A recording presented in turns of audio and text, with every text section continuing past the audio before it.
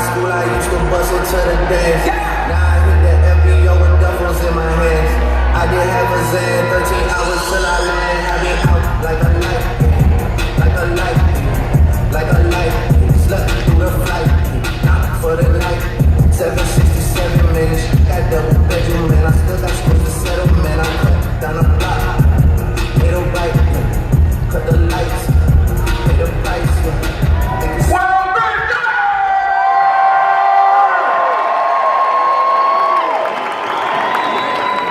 Julian, Detroit, Michigan. All right, guys, I just want to share a little bit about my story. Is it cool if I'm completely transparent with everybody in the building? Cool. So, my journey, right? It didn't start at World Ventures. It started 10 years ago. And I found myself sitting in a cold, dark jail cell. And I was facing 3 to 4 years in prison for doing something I had no business doing.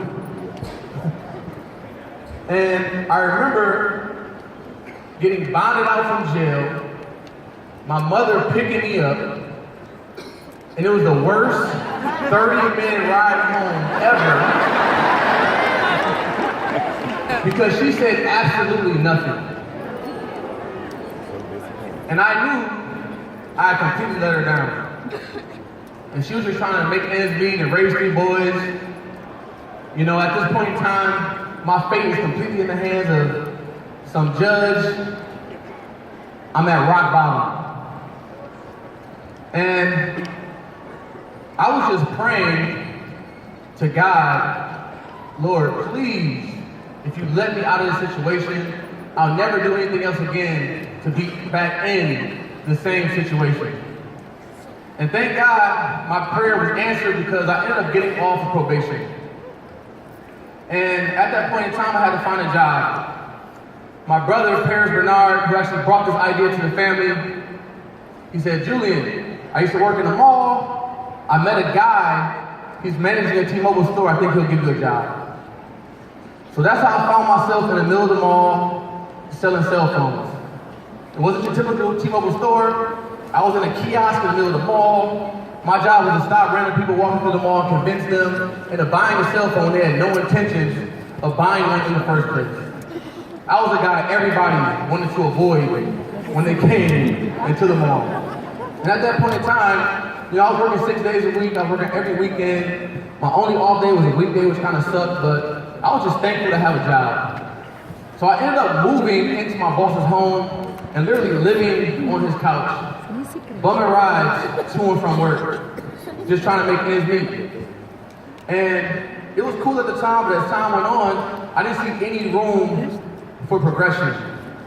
And I was just hoping and praying I could get another shot.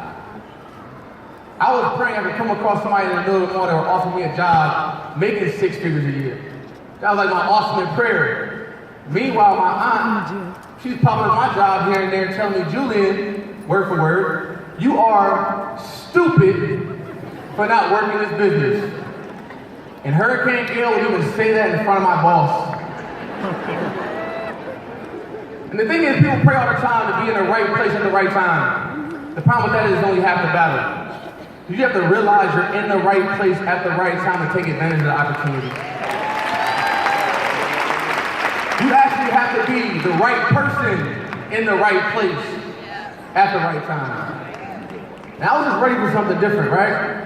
One night after work, my mother gave me a call. She said, Julian, I'm sitting down with the owner of World Ventures, and he wants to meet you. My response, what's the owner gonna do for me? At that point in time, I had nothing to do with World Ventures, and my mother said, boy, you better get your ass down here. I heard the urgency in her voice, so I made my way down on a drive from Cincinnati, Ohio to Dayton, Ohio, and when I met Wayne, you know, he wasn't as harsh as getting me involved with this as my aunt was. He asked me what I did for a living, I told him what I did, and he said, oh, I used to manage a Verizon store. He said, you go from hero to zero every single month, don't you? If anybody has done retail, you know you have to fight through the month to get your numbers up. At the first of the month, you start from zero all over again. But the question that he asked me was, that hit me like a ton of bricks, is the amount of time you're putting in, is it worth the pain?